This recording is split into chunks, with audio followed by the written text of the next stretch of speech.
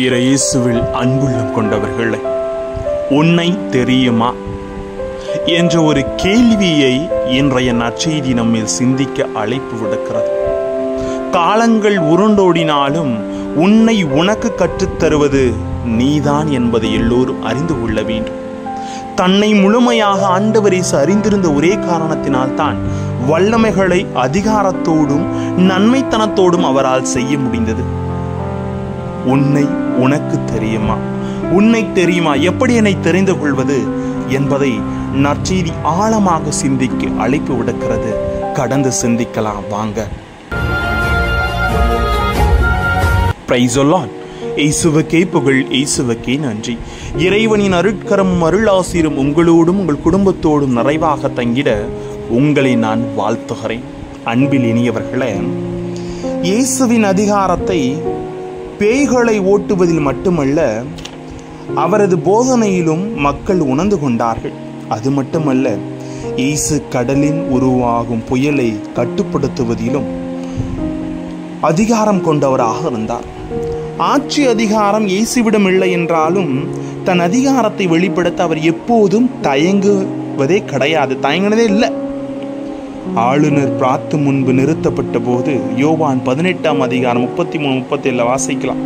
இயேசு அதிகாரத்தோடு தான் பேசினார். இயேசு அதிகாரத்தோடு நடந்து கொண்டதற்கு அவரது சிந்தனை, சொல், செயல் முரண்படாமல் இருந்த ஆளுமையின் ஒருமைப்பாடு ஒரு காரணம் என்றாலும் தன்னை ஆழமாக அறிந்திருந்ததும் மற்றொரு காரணமாக இருக்கிறது. அன்பார்ந்தவர்களே, நம்முடைய பலத்தை பற்றியும் பலவீனத்தை பற்றியும் முழுமையான அறிவு நமக்கு இல்லாததினால் நாம் அதிகாரத்தோடு பேசுவதற்கோ நடந்து கொள்வதற்கோ தயக்கம் இருக்கிறது. இந்த தயக்கத்தை கடந்தவர் இயேசு கிறிஸ்து. ஒரு நன்மை அதிகாரத்தோடு சொல்லணும் அப்படின்னா நம்ம கொஞ்சம் தயங்கி நிற்போம். ஏன்னா நம்மை இதுவரையிலும் நாம் அறிந்ததே கிடையாது. ஏனென்றால் நாம் அப்படியே பழகி வாழ்ந்து கொண்டிருக்கிறோம். இயேசுவை போன்ற அதிகார பாணி நமக்கு இருக்க வேண்டுமானால் நம்மை பற்றிய சுய ஆய்வு அவசியம்.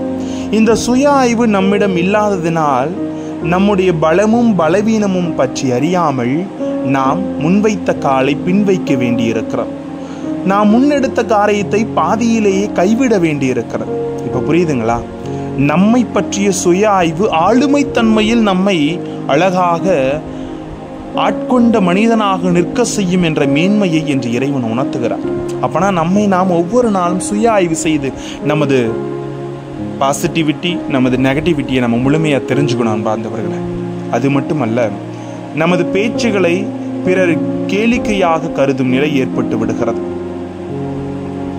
வெளிப்படையாக அதை அவர்கள் சொல்லாவிட்டாலும் தங்களுக்குள் சிரித்துக் கொள்வதை சில நேரங்களில் நம்மால் புரிந்து கொள்ளவும் முடிகிறது. இயேசுவுக்கு அப்படிப்பட்ட நிலை எங்கும் ஏற்படவில்லை. அதுதான் அவரது அதிகாரத்தின் தனித்துவம். இயேசு அதிகாரம் கொண்டவராக இருந்தாலும் அவரிடம் மிகுந்த தாழ்ச்சியும் இருந்தது. ஒருவரை ஒருவர் மதிப்போடு நடத்தும் பாங்கும் இருந்தது. தன் அதிகாரத்தை எந்த நேரத்திலும் தன் செல்வாக்கை பெருக்கிக் கொள்ள பயன்படுத்தவே இல்லை ஆண்டவர் இயேசு. மக்களின் நலத்திற்காகவே பயன்படுத்தினார். ஆனால் இன்னைக்கு பாருங்க, ஒரு சின்ன பதவி அதிகாரம் கிடைச்சா போதும், அடுத்தவனை ஆட்டி படைச்சு ஆண்டு அனுபவிச்சுடணும் அப்படின்னு நினைக்கிற மனித உலகம் இது. ஆனால் இயேசு தன் பொது பணி வாழ்வை தொடங்குவதற்கு முன்னால் 40 நாள் நோன்பு இருந்து பசியுற்ற போது அழகை சொல் கேட்டு கல்லை அப்பமாக மாற்றி பசியாற்றி கொள்ளவில்லை. லூக்கா 4:1 வாசிக்கலாம். இதற்கு காரணம் அவரது நிலை பற்றி நன்றாக அறிந்திருந்தார். இவ்வுலகத்தில் மிகப்பெரிய அறிவு எதுவென்றால் நம்மை பற்றி நாமே அறிந்து கொள்வது தான். ஆனால் முழுமையான விதத்தில் இது சாத்தியமில்லை என்றாலும் நமது சுய ஆய்வின் தொடர் முயற்சியினால் ஓரளவுக்கு இது சாத்தியமாகும். நம்ம பற்றி முழுதா தெரிஞ்சாதான் நாம் 4 பேருக்கு நன்மையே செய்ய முடியும். நமது பலவீனமும் நமது இயலாமையும் எல்லாத்தையும் தெரிஞ்சு வச்சுக்கணும். Should know your strength and weakness அப்படின்னு சொல்லுவாங்க. இதை தெரிஞ்சாலே ஒரு மனுஷன் எந்த ஒரு சூழ்நிலை கடந்து விடலாம். நமது பலத்தையும் பலவீனத்தையும் பட்டியலிட்டு வாழ கற்றுக்கொள்ள வேண்டும். இந்த பட்டியலிடுதல் பிறருக்கு நாம் அஞ்சாமல் வாழ்வதற்கான தைரியத்தை நமக்கு தரும் என்பதே இயேசுவின் ஆளுமை நமக்கு கற்றுத்தரும் பாடம். என்று உணர்ந்து அன்றாடம் சில நேரம் இறைப்பிரசனத்தின் முன் அமைதியில் நம்மை பற்றி ஆய்வியில் ஈடுபடுவோம். அது நமக்கு ஆளுமையும் அதிசயத்தையும் அற்புதத்தையும் பெற்றுத்தரும்.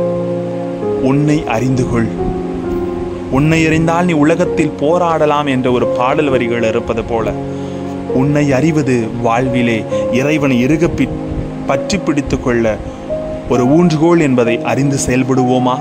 ஜெபிப்போம். அன்பு இறைவா, என்னை அறிந்து கொண்டு நான் உமது வார்த்தைகளை புரிந்து கொண்டு செயலாக்கப்படுத்த எங்கள் ஒவ்வொருவரையும் உமது பாதையிலே வழிநடத்த எங்களோடு தங்கும் ஆண்டவரே. Praise the Lord.